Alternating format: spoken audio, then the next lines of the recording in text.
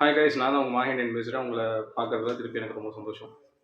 So நான் சொல்லியிருந்தேன் corrective பண்ண போகிறேன்னு. ஸோ ப்ரீவியஸான வீடியோவில் நான் வந்து கரெக்டிவ்க்கான அப்டேட் கொடுப்பேன். நான் கரெக்டிவ் பண்ணிவிட்டு நான் உங்கள் வீடியோவோட வருவேன் அப்படின்ட்டேன்.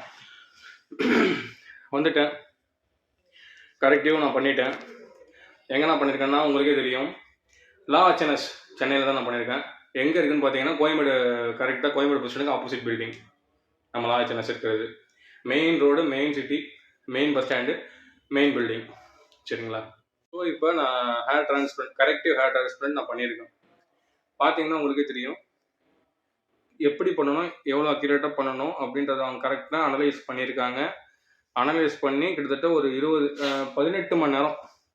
நேற்று 3:30 மணிக்கு ஆரம்பித்தது, 11 மணி வரைக்கும் நடந்தது. எக்ஸ்ட்ராக்ஷன் அதெல்லாம் சேர்ந்து நடந்திருக்கு. கொஞ்சம் இம்ப்ளான்ட் நடந்திருக்கு, லைன் வச்சுருக்காங்க. இன்னைக்கு காலையில் ஒரு 7:30க்கு ஆரம்பித்தது, 11 வரைக்கும் நடந்துச்சு. அதுக்கப்புறம் திருப்பி ஒரு 2 ஹவர்ஸ் நடந்துச்சு. நம்ம மட்டும் சர்ஜரி பண்ணலாம், ரேகன் பிரதரும் சர்ஜரி பண்ணியிருக்காரு. அதை நான் அவங்ககிட்ட கண்டிப்பாக சொல்லணும். இதோ இங்கே இருக்காரு.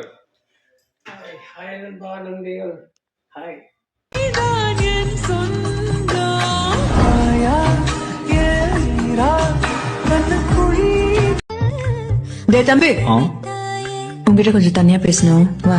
கிளினிக்ல ஆள் வெயிட்டிங்ல இருப்பாங்க. அப்போ ரோஸ் மில்க் வாங்கி தரேன்டா. ரோஸ் மில்க் சர்ஜரி பண்ணிட்டேன். நல்லா இருக்கிறேன் பாருங்க. கிளீனா பண்ணிக்கிறாங்க, கிளீனா இருக்கு பாருங்க. கரெக்டா வச்சுக்கிறாங்க பாத்தீங்களா? ஓகே. ஸோ எப்படி எக்ஸ்பீரியன்ஸ் நல்லா இருக்கா? எக்ஸ்பீரியன்ஸ் எல்லாம் நல்லா இருந்துச்சு. நீங்களும் ஒரு முறை வாங்க. கோயம்பேடு பஸ் ஸ்டாண்ட் ஆப்போசிட்ல தான் இருக்கு லா HNS. ஸோ நீங்களும் ஒரு முறை வாங்க, ஹாப்பியா இருங்க. நான் எப்படி இப்போ சந்தோஷமா இருக்கணும் அந்த மாதிரி நீங்களும் வாங்க. அதாவது நம்ம ஹேட்டர்ஸ்க்கு நாம தான் சொல்லி ஆகணும், அன்பா இருக்கிறவங்களுக்கு அன்பா இருக்கணும். நம்மள அன்பே கொடுக்குறாங்களா, நம்மளும் அன்பே கொடுக்கலாம். அவங்க வெறுப்பே காமிக்கிறாங்களா, நம்ம அன்பை கொடுத்துட்டு போகலாம். அவ்வளோதான் நம்ம வேலை, நம்ம கடமை அப்படியே செஞ்சுன்னு போயினே இருக்கணும். பை. ஸோ அவருடைய டிரான்ஸ்ஃபர்மேஷனை நீங்கள் பார்ப்பீங்க. ஸோ அவருமே நிறைய கஷ்டப்பட்டுருக்கேன்னா சொன்னார். ஈவன் நாங்கள் 2 பேரும் ஒரே ஊர் கள்ளக்குறிச்சி. என்னன்னா இதுதான், அந்தளவுக்கு வந்து கரெக்டாக பண்ணியிருக்காங்க. எஃபர்ட் போட்டு கிட்டத்தட்ட ஒரு 18 மணி நேரத்துலேருந்து 20 மணி நேரம் வரைக்கும் நடந்திருக்கு. சிங்கிள் ரூட் வச்சுருக்காங்க, அதுக்கப்புறம் மல்டிபிள் ரூட் வச்சுருக்காங்க. பார்த்து பண்ணியிருக்காங்க. ஆனால் அதை வந்து கவுண்ட் பண்ண முடியாதெல்லாம் கிடையாது. கிராஃப்டை கவுண்ட் பண்ணலாம். எனக்கு வந்து கவுண்ட் பண்ணி காமிச்சாங்க. அந்த வீடியோவை நான் வந்து உங்களுக்கு அட்டாச் பண்ணுறேன், முடிஞ்சால் அட்டாச் பண்ணுறேன். ஹாய் கைஸ், நான் தான் உங்கள் மாஹேண்டியன் பேசுகிறேன்.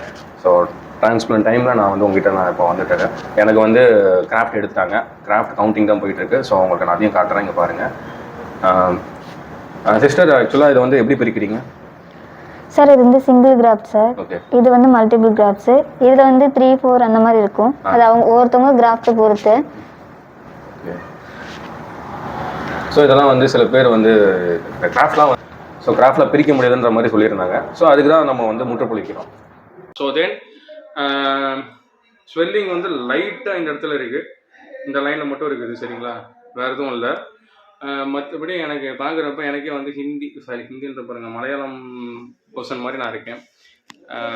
ஓட்டெல்லாம் கிடையாது எனக்கு. அப்படி இருக்காது. ஃபேஸ் பார்க்கறதுக்கு பீட்லாம் பார்க்கறது இப்படி இருக்குது. எனக்கு வந்து பின்னாடிலேருந்து எடுத்திருக்காங்க, இங்கேருந்து எடுத்திருக்காங்க. ஆல்மோஸ்ட் மிக்ஸ் பண்ணி தான் வச்சுருக்காங்க. 2500 கிராஃப்ட்ஸ் வச்சுருக்காங்க. சரிங்களா? அது நான் சொல்லிடுறேன். 2500 கிராஃப்ட்ஸ் கரெக்ஷனுக்கு எனக்கு தேவைப்பட்டிருக்கு. கரெக்டாக ஒரு கிட்டத்தட்ட எவ்வளோ எஃபர்ட் போட்டாங்க, எவ்வளோ அனலைஸ் பண்ணாங்கன்றதை நான் பார்த்தேன்.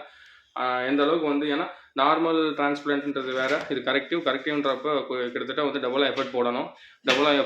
அந்த எஃபர்ட் அவங்க போட்டிருக்காங்க. 100% அங்கன்னா இங்கே வந்து 200% போட்டிருக்காங்க.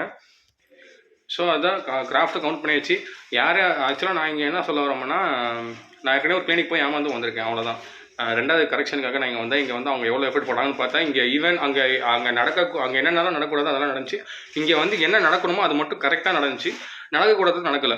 நான் என்ன அர்த்தத்தில் இதை சொல்கிறேன்னா, எனக்கு அங்கே நான் டிரான்ஸ்ஃபர் பண்ணுறப்ப கிட்டத்தட்ட 5 நாள் வந்து எனக்கு எதுவுமே ஞாபகம் இல்லை. அந்தளவுக்கு மருந்து கொடுத்து டிரான்ஸ்ஃபர் பண்ணாங்க.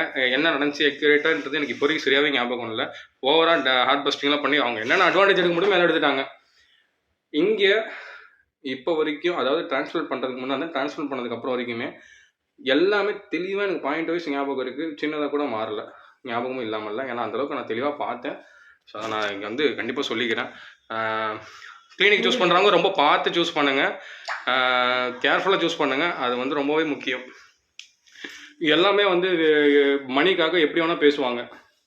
சரிங்களா? எப்படி வேணால் அவங்கவுங்க பேசுவாங்க அவங்க இஷ்டத்துக்கு. நான் வந்து பாயிண்ட் பண்ணிலாம் சொல்லணும்னு எனக்கு அவசியமே கிடையாது.